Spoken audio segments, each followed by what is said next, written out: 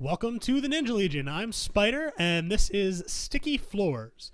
Today I'm going to do a solo review of the latest DC animated movie, Batman Assault on Arkham. This is awesome here. I got the exclusive Steelbook version, the Target only. It's on Blu-ray and DVD, and the cool part is if I open it up, you can kind of see it in the background here. It has the front gate of Arkham Asylum on the inside of the case, which I think is pretty cool. I watched the Blu-ray version. I don't think there's really any difference between the two, other than sound will be a little bit better, and video quality will be a little bit better on the Blu-ray one. I guess the first thing I should mention with this one, usually you think animated movies, and especially with like Batman or something like that, it's aimed at kids or like a broad audience. This one is decidedly not. This is not a kid movie at all. This is mature content, pretty much beginning to end. So if you are a younger one, stay away from this. Target actually has it in their kids section, which they probably shouldn't do. There were a few parents that were a little upset when they sat down with their kids to watch it. The other big thing to note with this movie is that while it is titled Batman Assault on Arkham, Batman isn't a major part of the movie. The bigger part of the movie is the Suicide Squad. For those of you not familiar with the Suicide Squad, they are a group of criminals that are assigned to a special task force known as Task Force X, and by participating in suicide missions can earn time off of their sentence. The big ones that are on the team are Deadshot and Harley Quinn, as in the comics. They're kind of the center point of the group. Deadshot typically acts as the leader. You also have Black Spider, Captain Boomerang, King Shark, and Killer Frost in this iteration.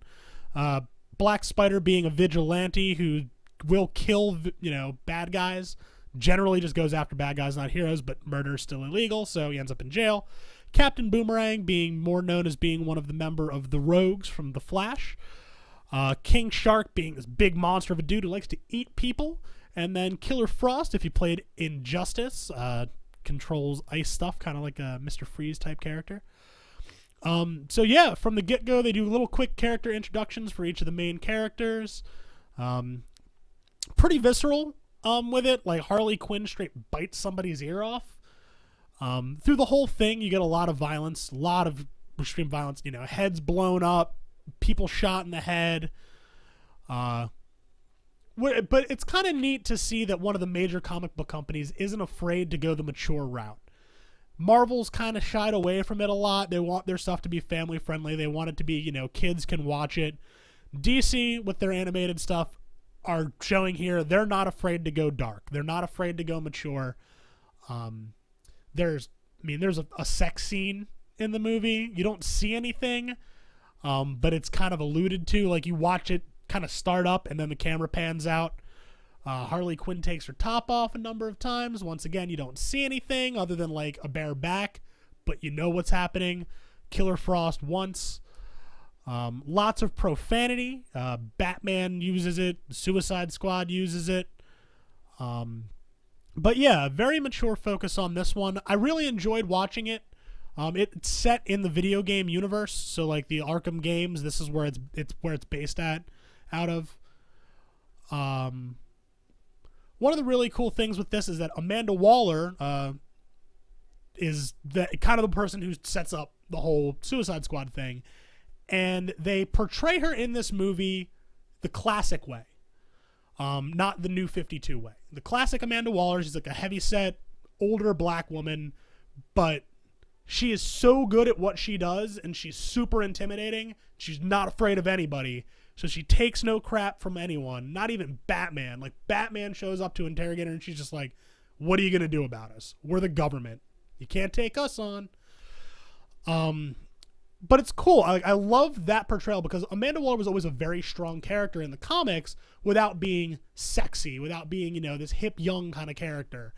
And in the New 52, they kind of erased that. They made her this, like, 20-something, slim, woman now, and without needing to. She was a strong character without needing to use sex as a thing.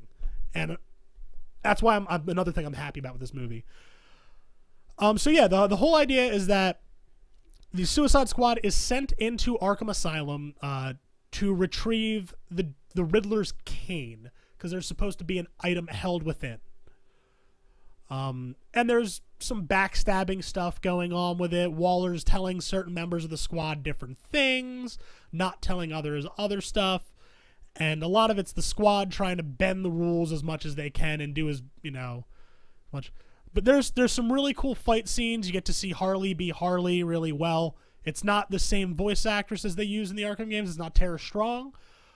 Batman is Kevin Conroy, though, which is a huge selling point for this one, because Kevin Conroy is the quintessential Batman, in my opinion.